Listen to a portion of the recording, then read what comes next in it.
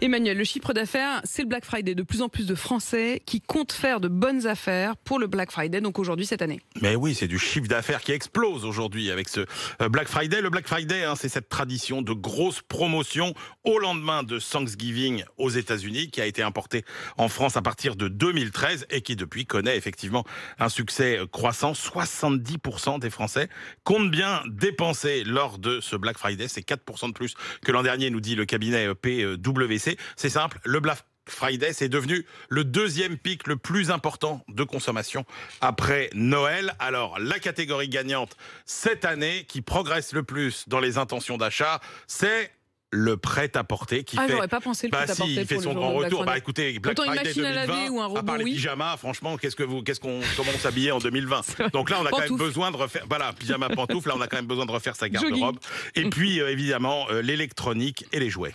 Alors attention quand même, les Français, ils comptent dépenser un peu moins. Ils sont plus nombreux à vouloir utiliser le Black Friday, mais ils veulent dépenser moins. Exactement. Les intentions d'achat sont en hausse. Les budgets moyens, eux, sont en baisse, puisque les Français envisagent de dépenser en moyenne 250 €. C'est 15 € de moins qu'en 2020. Et les hommes vont dépenser davantage que les femmes. 290 € contre 210 € pour les femmes.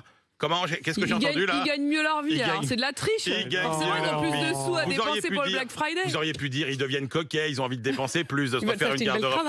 C'est le budget cravate de Manu qui fait basculer la moyenne des Français. Eh ben non, c'est pas ça l'explication. L'explication, c'est que les hommes achètent des produits plus chers parce qu'ils achètent plus d'électronique, de jeux vidéo, etc., que les femmes qui sont plutôt, elles, axées sur le prêt-à-porter, justement. Et donc, ce sera des choix assez sélectifs, hein. Exactement, des choix assez sélectifs. On achète raisonné, c'est quand même ça la règle d'or. Plus de 4 Français sur 5 affirment que le développement durable sera au cœur de leurs achats du Black Friday. Donc, pas d'achat d'impulsion. Un tiers des Français disent tout ça c'est fini, je serai raisonnable. Et puis surtout, il y a quand même une préoccupation qui monte. Si vous savez, c'est tous les déchets d'emballage quand vous vous faites livrer. 81% des personnes interrogées considèrent que le fait d'acheter par le e-commerce augmente considérablement ces déchets d'emballage. Donc le Black Friday, ça va aussi beaucoup se passer en magasin cette année. Sachant que il y a certaines marques qui résistent, et il y a même des marques écolo. Je pense à la marque de sportswear français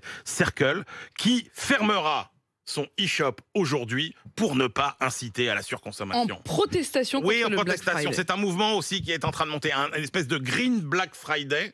Vous voyez, ça commence à faire beaucoup de couleurs. C'est compliqué.